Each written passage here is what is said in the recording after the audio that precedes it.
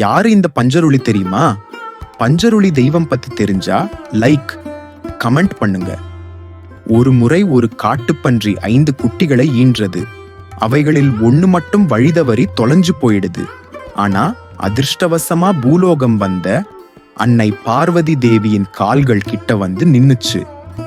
இரக்க குணம் கொண்ட அன்னை அந்த பன்றிக்குட்டியை கைலாயத்திற்கு எடுத்து சென்று அன்புடன் வளர்த்து வந்தாங்க. ஆனா அது பெருசானதும் கைலாயத்தை சுற்றியிருந்த பயிர்களையும் செடி கொடிகளையும் தாவரங்களையும் நாசம் செய்தது. இதனால கோபமடைந்த சிவபெருமான் அந்த பன்றியை வதம் செய்தார்.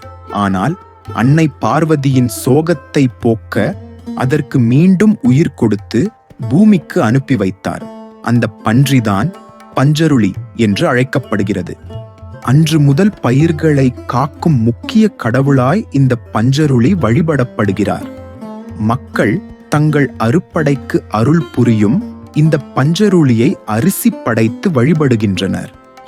சிவகணங்களில் ஒருவரான இந்த பஞ்சருளியைத்தான் காந்தார படத்தில் காட்டியிருப்பார்கள்.